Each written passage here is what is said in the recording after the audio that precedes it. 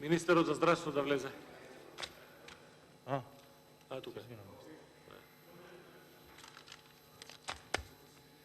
Почитуван подпредседатели, почитувани министри, премиер на владата на Република Македонија, почитувани колеги. На денешниот ден, на седницата за пратенички прашања, би сакал да поставам 3 прашања, од кои едно ќе биде за министрот за здравство, господинот Венко Филипче, и 2 ќе бидат насочени кон премиерот, господинот Зоран Заев. Најпрво, би започнал со прашањето поврзано од областа на здравството, врз основа на актуелната тема во изминативе 2-3 недели, поврзана со заболените од цистична фиброза и сето она и постојни и сите проблеми со кои што се соочуваат во изминатиот период, би сакал да го поделам прашањето на два дела. Едното е поврзано со модуларната терапија, а другото е поврзано со она што треба представува инхалациона терапија, каде што како држава и во едниот и во другиот случај имаме потврдување, за тоа сме живи сведоци во изминатиот период.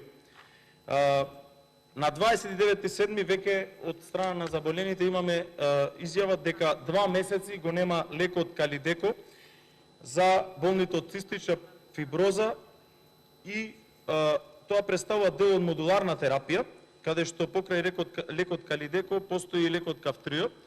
Сега, ако го немаме 2 месеци, а соодветно на тоа што пациентите тоа ни го кажуваат, на 2.7.2021 година изјавувате: почната е постапката и лекот треба да стигне следната недела, и тоа е причина зашто има една пауза во лекувањето, инаку ние обезбедивме лекот по навистина долг период, затоа што за тој лек има потреба. Веќе е месец дена поминато, што представува модуларната терапија за овие 3 пациенти во Македонија. Сте повеќе од свесни и вие.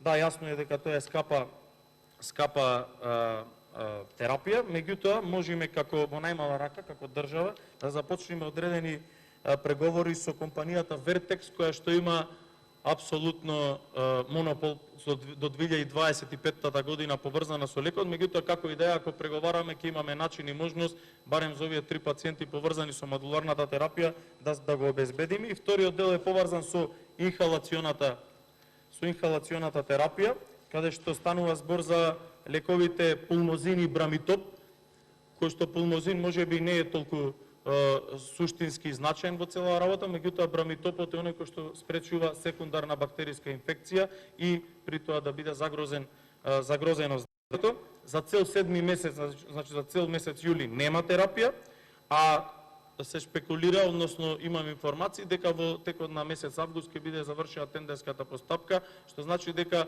и на тој начин сме му овозможиле лоша грижа на пациентите од тоа ретко заболување.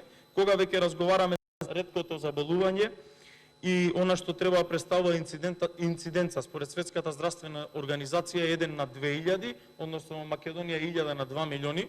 Тука зошто ја спомнувам овој инциденца, имало можност од страна, односно обид од страна на Министерството за здравство во изминатиот период да биде одстраната од регистарот на ретки заболувања во Македонија, а ако инциденцата е 1000 на 2 милиони, тогаш во Македонија има околу 130 заболени од цистична фиброза.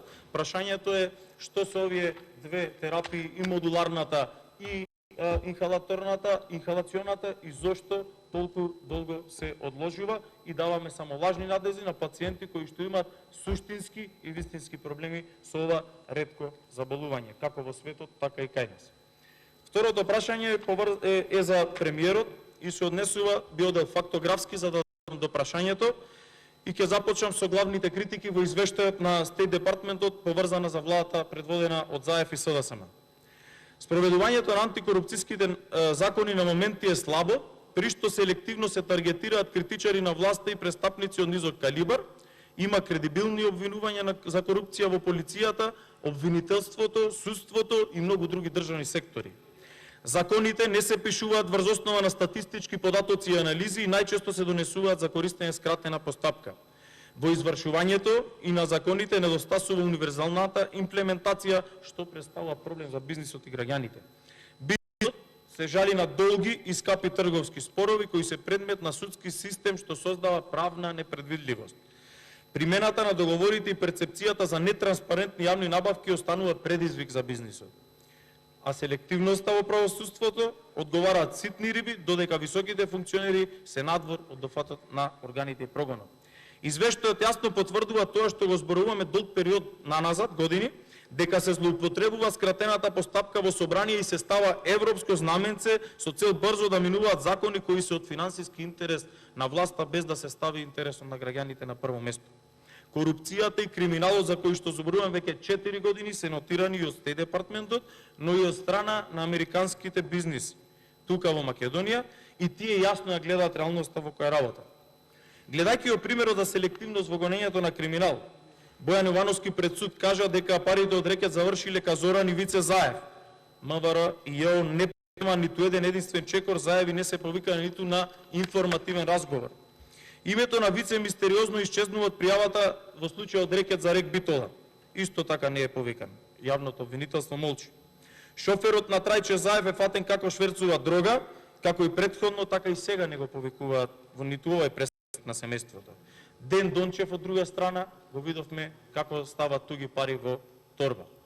И додека премиерот Заев прстот го впери кон службениците на шалтерите, вели дека корупција нема помеѓу високите функционери по критиките на Стеј департментот. Корупција има, но не во високите ешелони на властите. Неколку дена по критиките објавени од Стеј департментот во кој се укажува дека корупцијата станува најголем горлив проблем во земјата, премиерот Заев го верува прстот во администрацијата. Корупцијата е присутна на шалтерите, меѓу службениците од третиот ешалон, но не и меѓу министрите и директорите. Иако имаме без примери и оставки, баш во, не само оставки, туку и разрешувања баш во првиот ешалон на власт. И председателката на Државната комисија за спречување на корупција деновиве се пожали дека за жал многу чество има чувство дека се осамени во ова многу значајна борба против корупцијата. Смета дека зајакнувањето на интегритетот е единствен излез и треба да е заедничка мисија и одговорност за тие институции во системот, изјави Билјан Ивановски. Прашање: дали господине Заев имате намера да побарате одговорност од вашиот министер за борба против корупција Љупчо Николовски, бидејќи е кристално јасно дека откако е на оваа функција корупцијата се повеќе замав, и дали ќе се извините на администрацијата која што ја обвинивте за корупција, се со цел да ги амнистирате функционерите од високите ешелони кои очигледно се главниот проблем, и дали размислувате дека пративте опасна порака до владините функционери дека се генерално недопирливи. Исто фактографски, наредното прашање е поврзано со она што треба да представува извештај на Транспаренси, дека јавниот сектор се полни со кадри во пресен на изборите. Како се ближат изборите, така расте бројот на огласи за вработување. Минатиот месец биле распишани 151 оглас, од кои 114 за потребите на општините. Извештај на Transparency International. А за споредба, во јануари оваа година бројката била дори 8 пати помала. Председателката на Transparency Слажана Тасева вели дека ова е начин за влијание на гласачкото тело и едноставно искористување на приликата за да се може да се влијае на јавното мислење преку трошењето на јавни пари и преку зголемените можности за вработување. Антикорупционерката Ивановска пак смета дека овој тренд би се запрел само ако се вработуваат професионалци во истите институции. Јас исто така надополнува дека јас лично сметам дека ако во државната администрација се обезбеди вработување само на професионалци кои не се членови на партија, го гледам таму излезот. Тогаш може би луѓето ќе се мотивираат, односно оние што се партиски војници нема да се мотивираат да бидат вработени. Додека Нури Бајрами од ДКСК дека локалните самоуправи се полни со луѓе ангажирани преку приватни агенции кои се држат спротивно на законот. Затоа бара да се исклучат агенциите од јавниот сектор. Така им било ветено, продолжува Нури Бајрами, искористени се да ги држат привремено, на крајот сакаат да ги вдомат тие што ги имале внатре и така се убедуваат да ги прилагодат систематизациите. Антикорупцијската од друга страна ќе ги следи предизборните вработувања и оттаму велат важно е да се внимава систематизацијата на вработени да е во согласност со реалните потреби на институцијата. Прашањето е: дали на овој начин планирате да се борите со превработената администрација?